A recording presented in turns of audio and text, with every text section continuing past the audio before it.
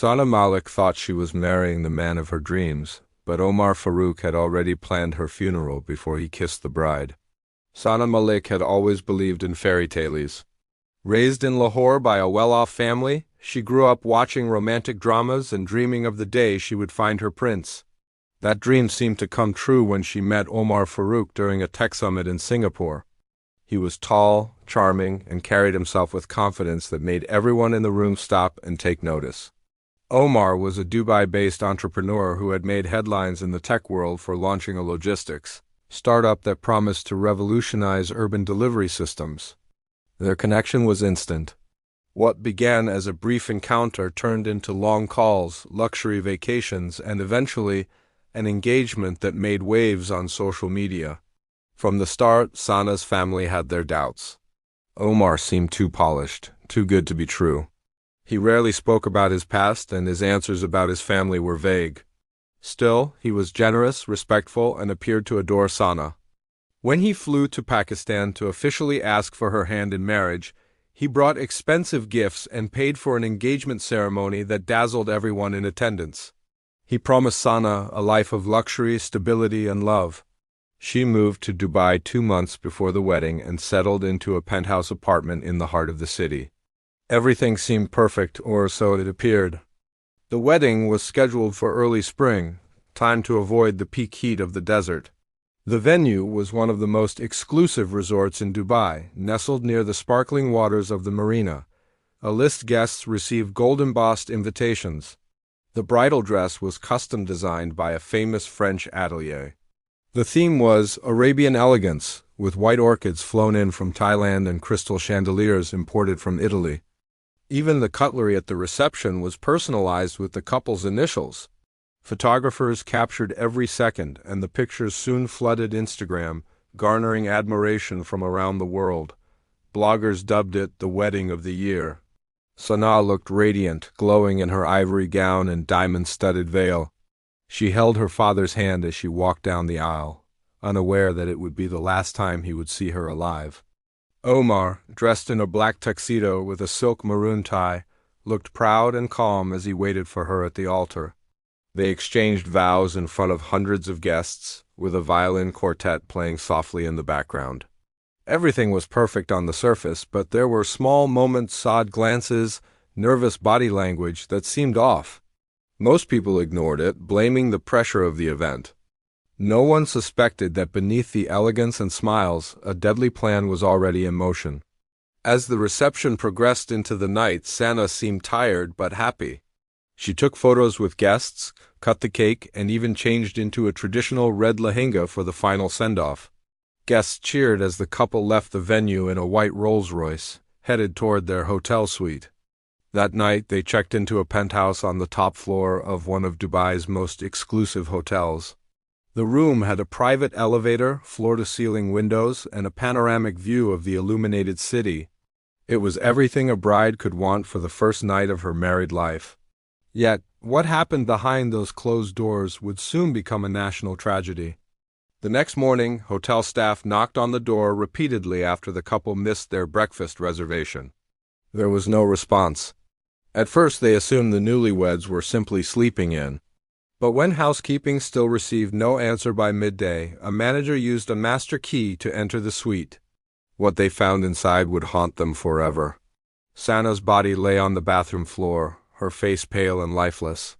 Her hair was soaked, her skin bruised, and her dress torn in several places. Beside her was a shattered perfume bottle and traces of blood on the marble tiles. The smell of roses still lingered in the air, but it mixed with something far more sinister. Panic erupted. The hotel immediately called the police, and within minutes, the scene was sealed off. Forensics teams arrived, and security footage from the night before was pulled from the hotel's surveillance system. Omar was nowhere to be found. The footage showed him exiting the suite around 3:47 a.m. Wearing casual clothes and carrying a small black duffel bag, he looked calm, collected, even deliberate. There was no sign of struggle, no frantic exit. He simply walked out of the building and disappeared into the night. Word spread quickly.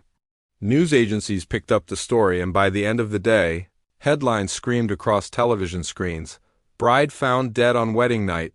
Dubai businessman missing after wife's mysterious death.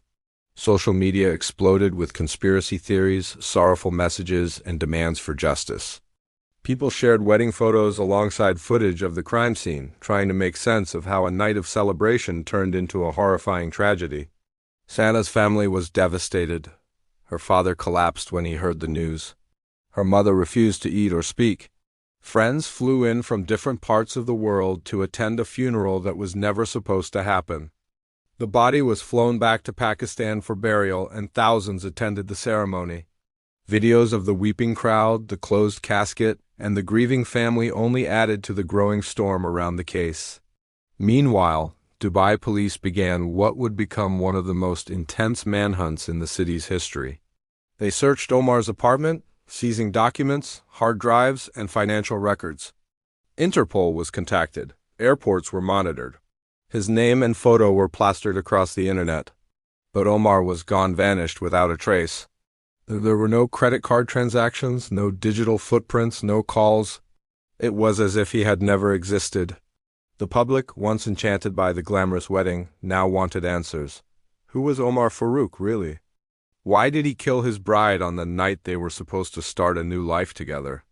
And most disturbingly, was this a crime of passion or something much more sinister and calculated? As investigators dug deeper into Omar's background, they began uncovering layers of deception that suggested this murder wasn't spontaneous. It was planned, carefully, meticulously, possibly even rehearsed. The fairy tale had turned into a nightmare, and the truth was only beginning to unfold. The hours after Sana's body was discovered were chaotic and emotional. Police sealed off the hotel suite immediately. Investigators in white hazmat suits entered the penthouse with cameras, gloves, and evidence bags, carefully documenting every detail of the scene. The bedroom was pristine, but the bathroom told a different story. Sana's body had been there for hours, her skin cold, with visible marks on her neck and bruises on her arms. Her wedding gown was bunched up at her waist, stained with perfume and blood. Shards of glass from a broken bottle were scattered across the tiles. Police photographed everything, collecting fibers, fluids, fingerprints, and even samples from under her nails. The hotel staff was questioned one by one. Most described the couple as quiet but distant during check-in. Some noted that Omar had insisted on handling the suite arrangements himself.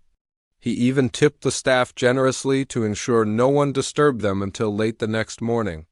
It now seemed like that request had been strategic, giving him enough time to disappear before anyone noticed Sana was missing. Hotel security footage was reviewed second by second. There was no sign of forced entry, no struggle in the hallway, no third person entering the suite. Just Omar leaving at 3:47 a.m., casually dressed, with a black duffel bag slung over his shoulder. He didn't rush, he didn't look back. As investigators combed through the footage, they tried to trace his movements beyond the hotel. They found a short clip from a traffic camera showing a black SUV matching Omar's rental vehicle leaving the area. However, the license plate was obscured by glare, and no other footage showed where the car went. His phone had been switched off minutes after he left the hotel. Credit cards weren't used. He didn't go to the airport or book any rides through his usual ride-sharing apps. It was as if he'd vanished into the city with no digital footprint. Police theorized he had planned the exit in advance, perhaps using fake documents, cash, and burner phones. Back at the penthouse, investigators discovered a few odd details. There were no signs of a robbery or burglary. Sana's jewelry, including a diamond necklace worth over $80,000, was untouched. Her purse and phone were placed neatly on a table beside the bed. There was no suicide note, no signs of drug overdose. The autopsy would later confirm that she had been strangled to death. The injuries on her neck, along with deep bruises on her wrists, suggested a violent struggle. There were also defensive wounds on her hands, as if she had tried to fight off her attacker. Forensic experts concluded that the murder likely occurred between 2 o'clock and 3 a.m., right before Omar's recorded exit from the hotel. As this information came to light, public interest in the case exploded. News channels aired minute-by-minute coverage. Hashtags about Sana's murder trended globally. People from all walks of life, journalists, influencers, even politicians, called for justice. The story had all the elements of a true crime sensation: a glamorous wedding, a mysterious groom, a murdered bride, and an international manhunt. Sana's wedding photos were shared millions of times, her beaming face at the altar now haunting in hindsight. Commentators picked apart every detail of the wedding footage, noting how stiff Omar had looked during their vows, or how Sana had seemed distracted at the reception. Speculation turned to obsession. Sana's family, shattered by grief, began demanding answers. Her father held a press conference, pleading for information about Omar's whereabouts. He told reporters his daughter had trusted the wrong man and paid the price. He spoke of how Sana had been full of life, with dreams of opening a skincare business in Dubai after the honeymoon. She had brought her bridal sketchbook with her, filled with notes and brand ideas. That sketchbook was found on a bedside table, now marked with police evidence tape. Her future had been cut short before it could even begin. Meanwhile, police began investigating Omar's financials and personal history. What they found was disturbing. His company, which had been praised in tech journals for innovation, was not as stable as it appeared. 2 months before the wedding, he had defaulted on a major loan from a private lender in Bahrain. His accounts showed unusual activity: large cash withdrawals, shell transfers, and offshore payments. He had recently sold a luxury apartment in Abu Dhabi, and investigators believed he may have used the funds to finance his escape. None of this information had been known to Sana or her family. They had assumed Omar was a rising star in the business world. In reality, he was a man standing on the edge of financial ruin. Adding to the suspicion, investigators discovered that Sana had updated her will just 2 weeks before the wedding. The updated document named Omar as the primary beneficiary of her personal savings and future inheritance. It was an odd move for someone getting married for love, and her friends later confirmed that Omar had pressured her into making the change. He claimed it was standard for married couples, and Sana had reluctantly agreed. That decision, once viewed as a harmless legal formality, now looked like a calculated step in a much larger plan. As these revelations piled up, the media began referring to Omar as the vanishing groom. Tabloids ran headlines speculating that he had faked his identity, that he may have been involved in other crimes, or even that he was part of a larger network of scammers targeting wealthy women. Online sleuths dug through old social media profiles, uncovering inconsistencies in Omar's background. Some claimed he had gone by different names in the past. Others said he had been briefly detained in London for fraud but never charged. None of this had surfaced during his courtship with Sana. The emotional weight of the case intensified when Sana's mother released a home video of her daughter, taken just days before the wedding. In it, Sana danced to a Bollywood song in her hotel room, laughing with her cousins. She looked excited, full of energy, eager to begin her new life. The contrast between that joyful clip and the brutal end she met was unbearable. It became clear that this was not just a domestic dispute gone wrong. It was something premeditated, ruthless, and deeply manipulative.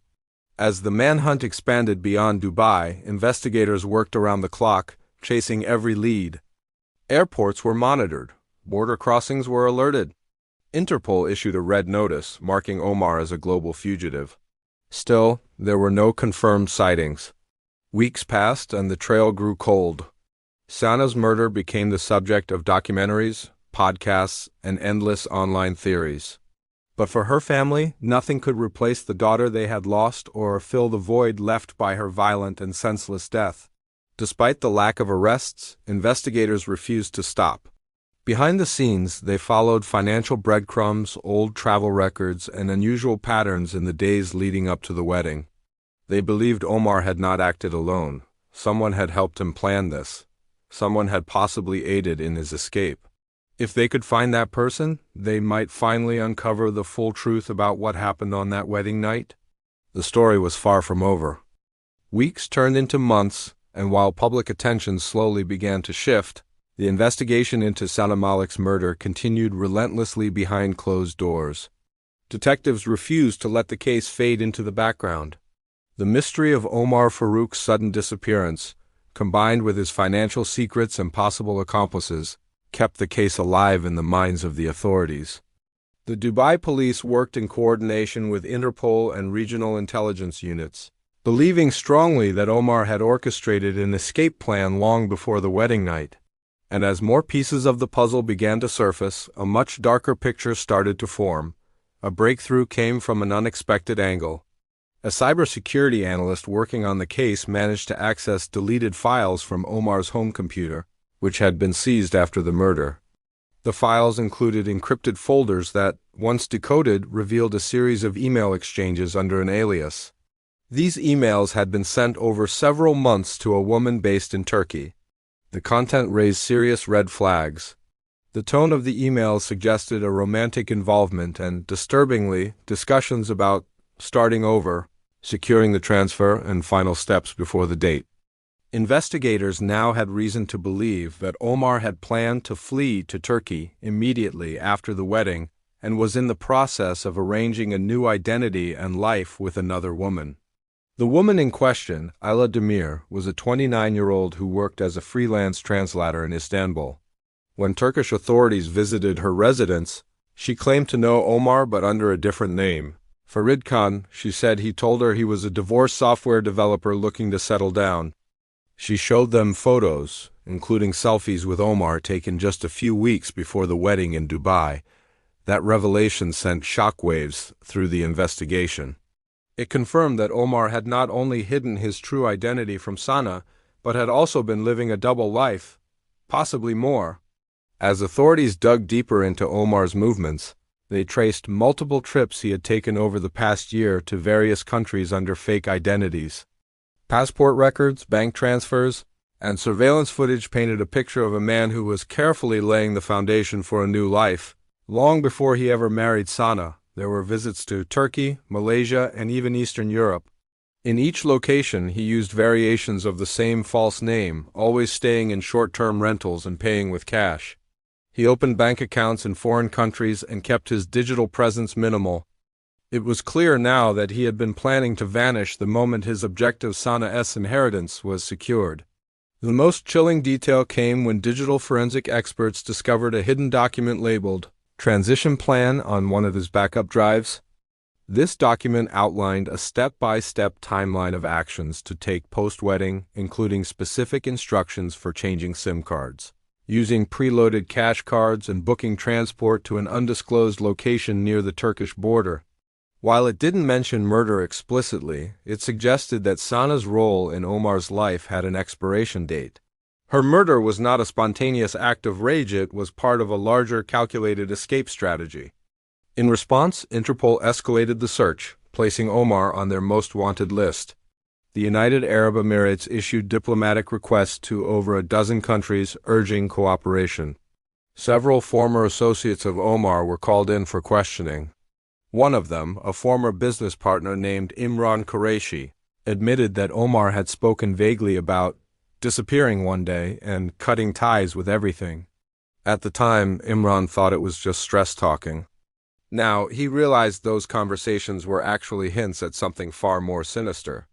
While law enforcement pieced together Omar's trail, Sana's family tried to cope with the unrelenting grief. Her parents stopped attending public events. Her younger brother dropped out of college.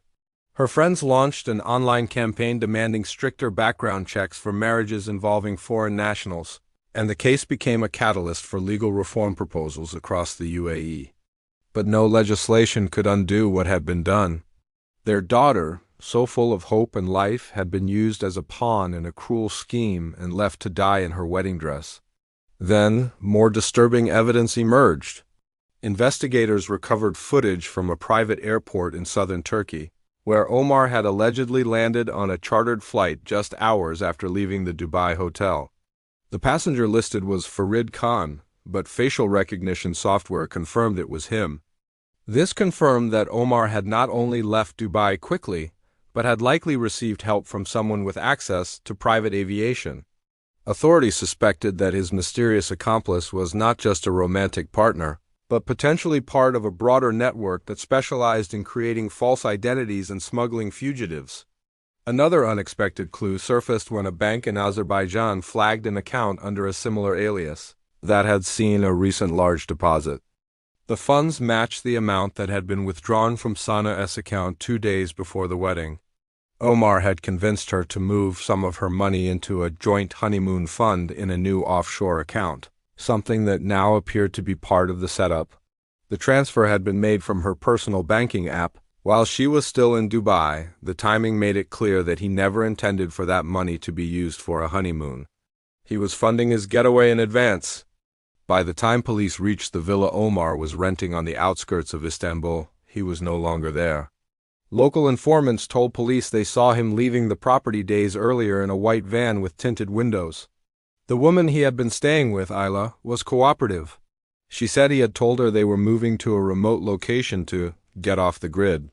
She was unaware of his true identity until authorities showed her the Interpol alerts. The realization shattered her. She admitted he had been quiet and secretive, but she thought it was just part of his past trauma. She had no idea she was living with an accused murderer. With every layer of Omar's life that investigators uncovered, it became more evident how much effort had gone into crafting the illusion he presented to the world. His charm, wealth, and composure were all part of a facade. He was a man who studied people's weaknesses, manipulated trust, and used emotions as weapons.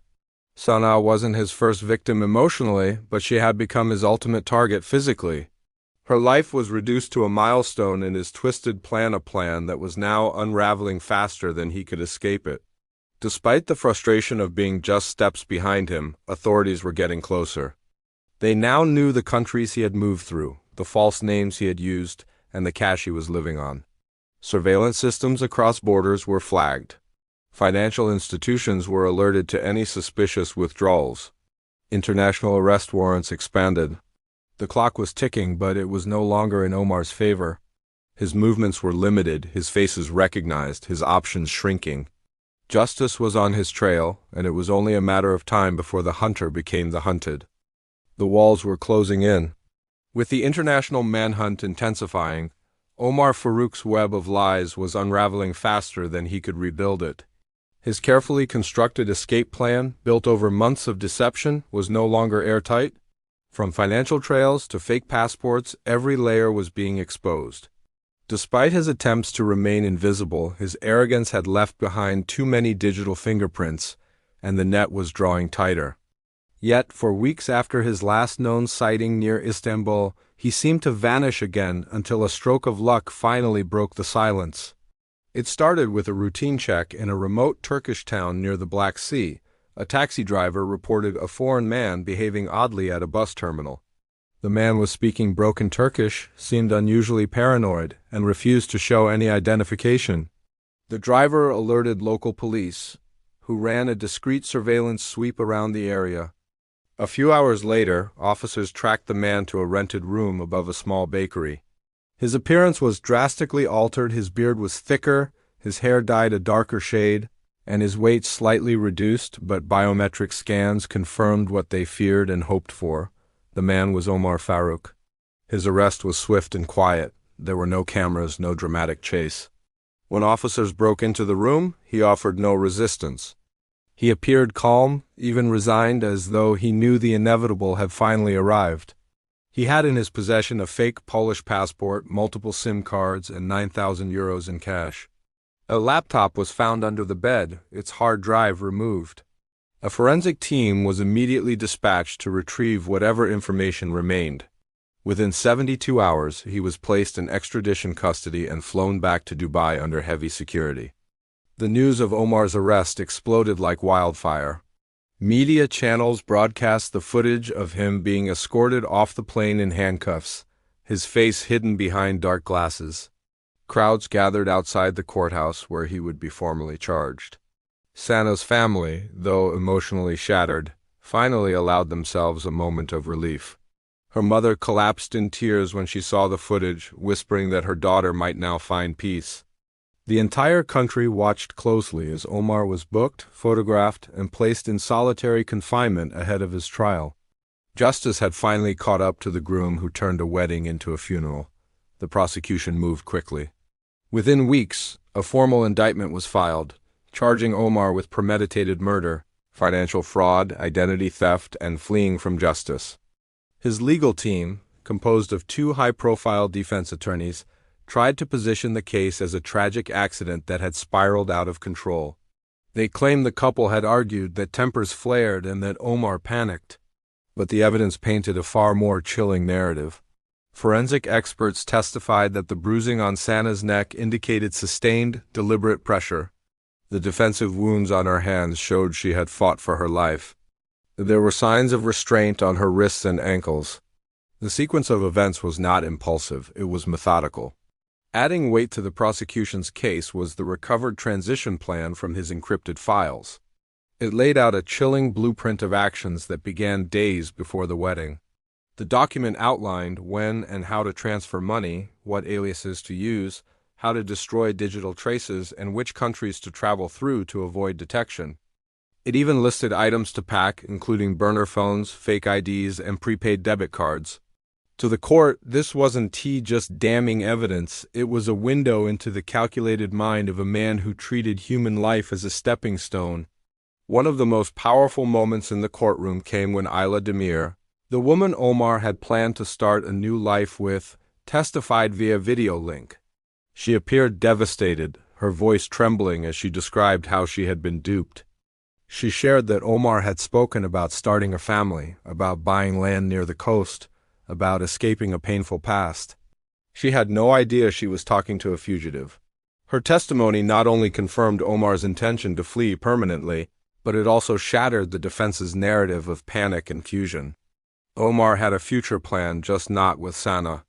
The courtroom remained silent as prosecutors presented financial records showing how Omar had manipulated Sana into transferring nearly $2.5 million into a newly created offshore account. The money had been moved out just hours before her death. His motive, they argued, was as clear as his method. He wanted the money, the clean break, and the chance to reinvent himself. Sana, unfortunately, was the obstacle. The fact that he had married her hours before killing her only made the crime more chilling. It wasn't passion, it was a performance. After several weeks of testimony, the judge delivered the verdict. Omar Farouk was found guilty on all charges. The sentence was life imprisonment without the possibility of parole.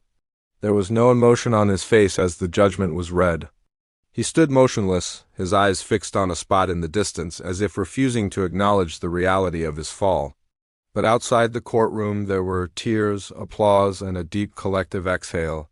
For Sana's family, the ruling did not bring back their daughter, but it did provide something they had been denied for so long: closure. Yet, even after the trial ended, questions remained. One of the most troubling was the location of the duffel bag Omar carried when he left the hotel. Despite searches across the city, it was never recovered. Investigators suspected it may have contained additional documents, cash, or evidence of other victims.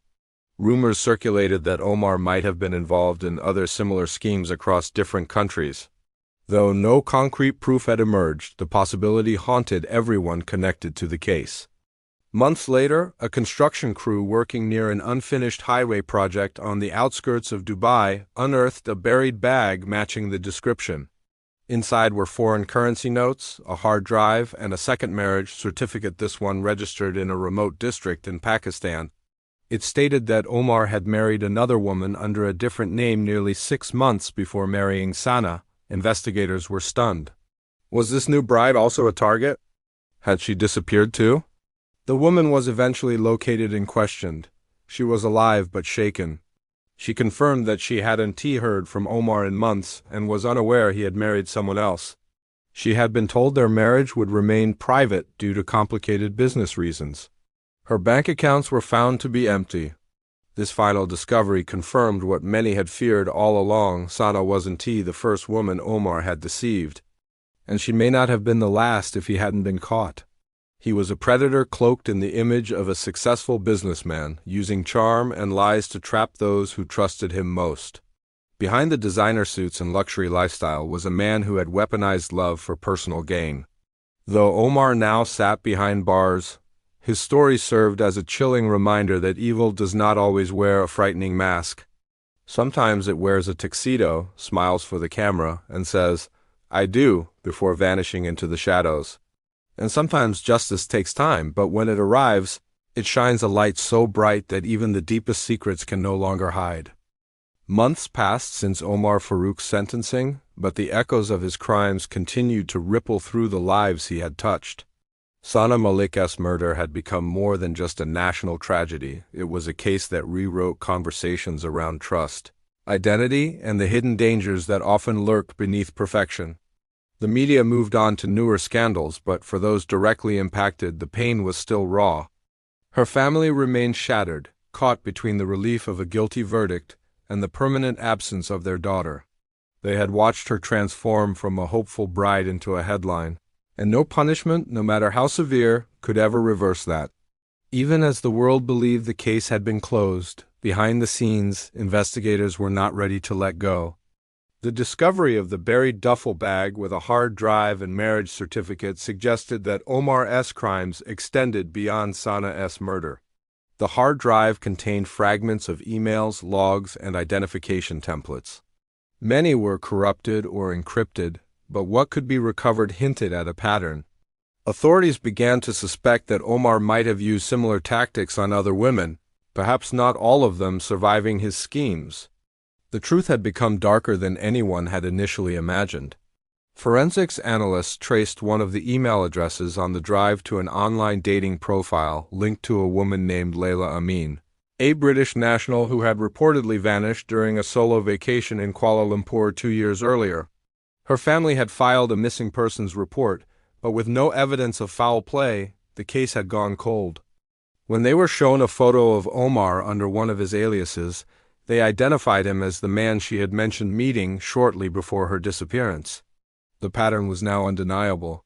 Omar hadn't just been planning an escape after Sana, he had built a system, a method of seducing vulnerable women, exploiting their finances, and vanishing before anyone could connect the dots. As international agencies reopened dormant investigations, the web widened. In Germany, a woman reported being scammed out of nearly 100,000 euros by a man who matched Omar's description. In Jordan, a businesswoman had filed a lawsuit against a mysterious investor who vanished after withdrawing funds from a shared startup account. That investor, it now appeared, was Omar operating under yet another false name. Each story followed a similar arc: an initial charm offensive, sudden romantic interest, promises of marriage or business partnership, and then silence. What separated Sana's case was that she had gotten too close to the truth, or perhaps she had become the one victim who couldn't be discarded without consequence. Back in Dubai, Sana's family took legal steps to ensure no one else could access her assets. They launched a foundation in her name aimed at helping victims of financial fraud and domestic manipulation. They received thousands of messages from women across the world sharing eerily similar experiences. Some had managed to escape the emotional trap. Others were still recovering. Sana's story became a symbol not just of tragedy, but of awareness, and the need for stronger vetting and protection laws, especially in high-speed marriages involving cross-border relationships and hidden wealth. Omar, meanwhile, sat in a maximum security prison, isolated from the rest of the inmate population. He remained cold and distant during psychological evaluations. He refused to speak about Sana. He showed no regret, no sense of remorse. One guard described him as emotionless, as if the events outside the prison walls no longer applied to him. It was as though he had sealed himself off, trapped in a delusion where he still had control. Authorities continued to monitor his correspondence and interactions, hoping to find any hint of additional crimes or accomplices, but he remained guarded. However, something unexpected happened 6 months into his sentence. A handwritten letter was intercepted by prison officials addressed to a woman in Morocco. The letter, though vague, referenced regrets, unfinished plans, and hinted at hidden money left behind. The contents were immediately handed over to investigators. The woman was tracked down. She had met Omar under yet another name on a cruise ship nearly a year before his wedding to Sana. She admitted they had spoken about investing together and had maintained irregular contact since. She had no knowledge of his arrest. Investigators believe she might have been another pawn in his long game, someone he hoped to contact again in the future if he ever managed to escape. The letter reignited concerns. Despite his incarceration, Omar was still trying to reach out, still manipulating from the inside. The prison tightened his restrictions. All written correspondence was now screened, all conversations monitored. Yet the fear lingered. Had he already planted seeds elsewhere? Were there others carrying out his instructions unknowingly? His crimes had been so meticulously layered that authorities feared there were chapters of his life still undiscovered. While the justice system had done its part, the court of public memory continued to debate the story. Documentaries were made. Books were written. A major streaming platform announced a limited series based on the case. The fascination was endless: how a woman could fall in love with someone who appeared to be everything she ever wanted, only to discover too late that he was a master of illusion. But for Sana's loved ones, the media coverage often felt like salt in an open wound. Every retelling was another reminder of the life she could have lived. Eventually, the authorities released a comprehensive report summarizing the investigation. It spanned over 300 pages, detailing how Omar had operated, the women he had contacted, the money trails, and the psychological manipulation involved. The report didn't just chronicle a murder, it laid bare a calculated life of exploitation. Omar Farouk was officially labeled a serial con artist, possibly a serial predator. Though the murder of Sana Malik was the only confirmed homicide, the emotional and financial damage he left in his wake was immeasurable. In the end, Sana's story became more than a tale of love gone wrong. It was a warning, a wake-up call, and a legacy. Her name would be remembered not just as a victim, but as a catalyst for change. Programs were developed in her honor to educate people about emotional fraud, coercion, and the importance of background checks in international marriages. Schools included her story in media literacy and safety campaigns. Her family, though heartbroken, found purpose in transforming their grief into protection for others. The fairy tale wedding that ended in a nightmare had finally led to something meaningful. And though Sana's voice had been silenced, the truth she uncovered in her final hours would echo long after the photos faded, after the headlines quieted, after the courtroom closed. Omar Farouk had taken her life, but he could not erase her impact. In the end, his greatest deception became his ultimate downfall, and her tragic ending became the beginning of a much-needed truth.